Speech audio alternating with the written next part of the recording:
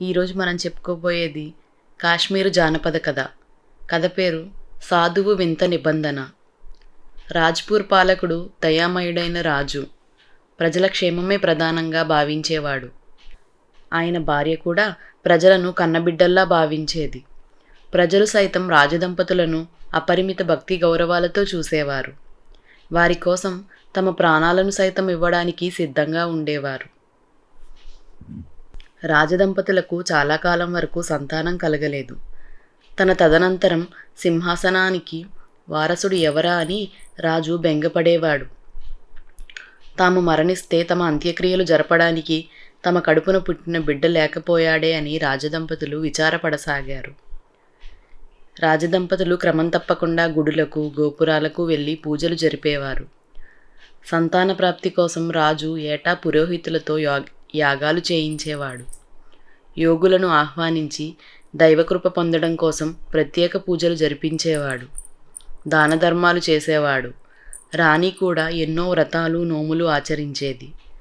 ఇలా ఉండగా ఒకనాడు రాజభవనంలోకి అలక్ నిరంజన్ అన్న శబ్దం వీధిలో నుంచి బిగ్గరగా వినిపించింది. ఎవరో చూసి రమ్మని రాణి పరిచారికను పంపింది. పరిచారిక వెలుపలికి వచ్చి భవనం ముందు నొసటి మీద, చేతుల మీద విభూది రేఖలతో, మెడలో రుద్రాక్షమాలతో, పొడివాటి గడ్డం, జడలు కట్టిన జుట్టుతో, ఒక చేత కమండలం, మరొక చేత శూలం పట్టుకొని నిలబడి ఉన్న సాధువును చూసి సంభ్రమాశ్చర్యాలకు లోనయింది. ఆయన అప్పుడప్పుడు గంభీర కంఠస్వరంతో అలక్ నిరంజన్, అలక్ నిరంజన్ అంటున్నాడు బిగ్గరగా. పరిచారిక లోపలికి తిరిగి వెళ్ళి మహారాణికి సాధువు రూపాన్ని వివరించి, సాక్షాత్తు పరమశివుడే వచ్చినట్టున్నాడు మహారాణి అన్నది. మహారాణి పరిచారికను వెంటబెట్టుకుని భవనం వెలుపలికి వచ్చి సాధువు పాదాలకు నమస్కరించి లోపలికి తీసుకువచ్చి భక్తి శ్రద్ధలతో ఉచితాసనంపై కూర్చోపెట్టి, మీకేం కావాలో చెప్పండి మహాత్మా అని అడిగింది వినయంగా. సాధువు ఆమెను దీవించి, నేను సర్వం పరిత్యజించిన సాధువును, నిత్య సంచారిని. నాకు కావలసిందేమీ లేదు. నీకేం కావాలో కోరుకో, నెరవేరేలా వరమిస్తాను అన్నాడు. మహారాణి భక్తితో చేతులు జోడించి, భగవత్కృప వల్ల మాకు సంపన్నమైన విశాల రాజ్యం, మాపై విశ్వాసం గల ప్రజలు, సకల సంపదలు సమకూరాయి. ఒక్క సంతాన భాగ్యం మాత్రం ఇంతవరకు కలగలేదు. మొక్కని దేవుడు లేదు, చేయని వ్రతం లేదు. అయినా ఈ విషయంలో ఇంతవరకు భగవంతుడికి మా మీద కరుణ కలగలేదు.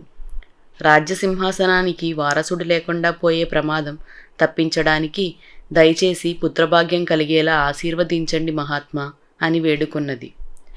నీ కోరిక తప్పక నెరవేరుతుంది అంటూ చెయ్యెత్తి దీవించిన సాధువు, అయితే నీ కుమారుడికి 12 ఏళ్లు రాగానే నేను వచ్చి తీసుకువెళ్తాను, అలక్ నిరంజన్ అంటూ మహారాణి ఏదో చెప్పబోయేంతలో సాధువు అదృశ్యమైపోయాడు.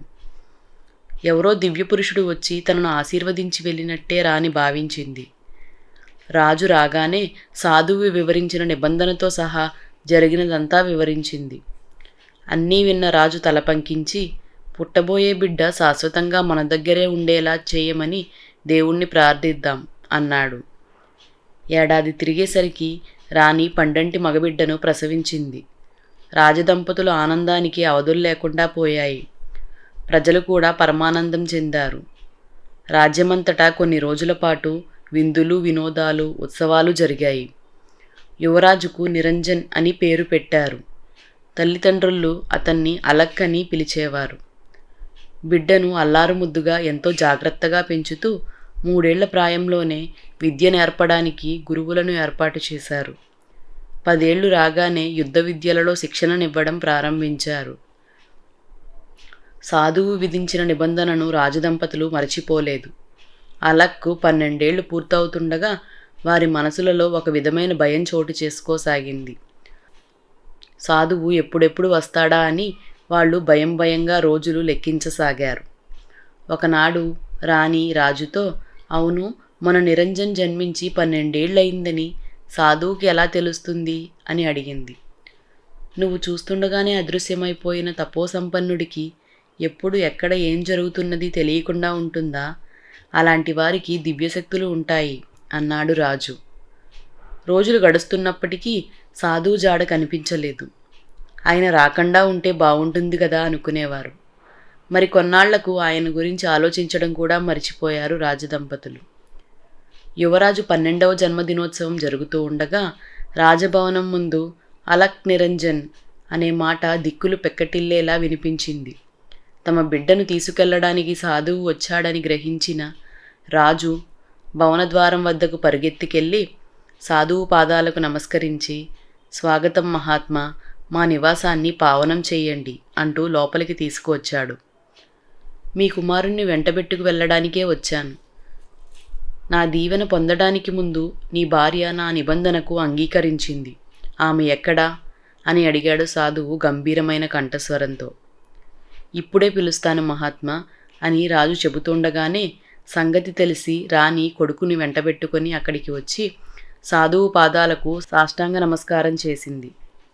ఆ తర్వాత మోకాళ్లపై కూర్చుని చేతులు జోడించి, మహాత్మా, లేకలేక కలిగిన బిడ్డను ప్రాణప్రదంగా పెంచుతున్నాం. వాణ్ణి చూడకుండా ఒక్కరోజు కూడా ఉండలేము. కరుణించి వాణ్ణి మీ వెంట తీసుకెళ్ళకండి అని ప్రార్థించింది. అప్పుడు సాధువు, బిడ్డ, మీరు మీ ప్రజలను కన్నబిడ్డల్లా చూసుకుంటారని నాకు తెలుసు. మీకంటూ సంతానం కలిగిన తర్వాత కూడా ప్రజల పట్ల మీ ప్రేమ ఇసుమంత కూడా తరగకుండా ఉండడం ప్రశంసనీయం. అందువల్ల మీ కొడుకును ఇప్పుడు నా వెంట తీసుకువెళ్ళినా మీకు వాటిల్లే లోపం పెద్దగా ఉండదు అన్నాడు. మీరు మాకు మరేదైనా నిబంధన విధించండి, సంతోషంగా స్వీకరిస్తాము. మా బిడ్డ మాత్రం మా దగ్గరే ఉండేలా కనికరించండి. వాణ్ణి మా నుంచి వేరు చేయకండి అని మళ్ళీ ప్రాధేయపడింది రాణి కన్నీళ్లతో. యువరాజు, నాతో ఈరోజు రావలసిందే. ఆ నిర్ణయంలో ఎలాంటి మార్పు లేదు. అయితే 6 ఏళ్ల తర్వాత, అంటే అతడు 18 ఏళ్ల ప్రాయం వాడు కాగానే తెచ్చి మీకు అప్పగిస్తాను. అంతవరకు నా వద్దే ఉంటాడు.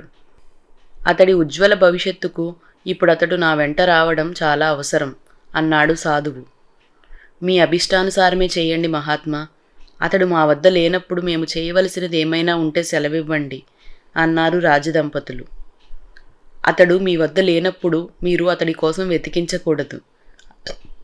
అతని రాక కోసం ఎదురు చూడండి చాలు.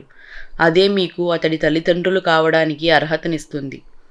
ఈ నిబంధన వింతగా అనిపించినా దీనివల్ల మీ కుమారుడికి మేలు జరుగుతుంది అని రాజదంపతులకు చెప్పి సాధువు యువరాజు కేసి తిరిగి అతడి చేయి పట్టుకుని నా వెంటరా అంటూ రాజభవనం నుంచి వెలుపలికి తీసుకువెళ్ళాడు. రాజదంపతులు తరువాతి 6 సంవత్సరాల పాటు పూజా పునస్కారాలతో నిత్య ప్రార్థనలతో గడిపారు. కాలం నెమ్మదిగా బరువుగా గడవసాగింది. ప్రజలకు ఎలాంటి లోటు రాకుండా చూసుకోసాగారు. అయితే కుమారుణ్ణి వెతికే ప్రయత్నం మాత్రం చేయలేదు. సాధువు మాటలపై పరిపూర్ణ విశ్వాసం ఉంచారు. 6 సంవత్సరాల తర్వాత ఆయన తప్పక తమ బిడ్డను తెచ్చి అప్పగించగలడని ఎదురు చూడసాగారు. ఆఖరికి యువరాజు 18వ జన్మదినం రాగానే వచ్చింది. ఆయన అక్కడ లేకపోయినా ఏటా జరుపుకునేలా యువరాజు జన్మదినోత్సవ వేడుకలు కోలాహలంగా జరుగుతున్నాయి. ఉన్నట్టుండి రాజవీధిలో అలక్ నిరంజన్ అన్న గంభీర కంఠస్వరం వినిపించింది. అది సాధువు కంఠస్వరమే అయి ఉంటుందని ఊహించిన రాజదంపతులు పరుగు పరుగున భవనం వెలుపలికి వచ్చారు. ఎదుట దివ్య తేజస్సుతో సాధువు, నవయవ్వన రూపంలో తమ కుమారుడు కనిపించారు. యువరాజు వచ్చి తల్లిదండ్రుల పాదాలకు నమస్కరించాడు. ఆనంద బాష్పాలతో అతన్ని అక్కున చేర్చుకున్న రాజదంపతులు సాధువు పాదాలకు భక్తి గౌరవాలతో నమస్కరించారు. నా మాట ప్రకారం నడుచుకుని యువరాజుకు తగిన తల్లిదండ్రులని నిరూపించుకున్నారు. చాలా సంతోషం. అయితే ఒక్క మాట, గత 6 ఏళ్ళు యువరాజు నాతో ఎక్కడ ఎలా గడిపినది ఎవరికీ చెప్పనని నాకు మాట ఇచ్చాడు. మీరు కూడా అతన్ని ఆ విషయం గురించి ఎన్నటికీ అడగకూడదని ఆదేశిస్తున్నాను. భగవంతుడు మిమ్మల్ందరినీ ఏ కొరత లేకుండా రక్షించుగాక అని ఆశీర్వదించి సాధువు అదృశ్యమైపోయాడు. యువరాజు సమక్షంలో ఆయన జన్మదినోత్సవ వేడుకలు మరింత ఉత్సాహంతో ఘనంగా కొనసాగాయి. ఇదండి సాధువు వింత నిబంధన. ఈ కథ మీకు నచ్చిందా? నచ్చితే మీ ఫ్రెండ్స్, రిలేటివ్స్తో షేర్ చేయండి. మరిన్ని మంచి కథల కోసం మన ఛానల్ను సబ్స్క్రైబ్ చేసుకోండి. Thank you.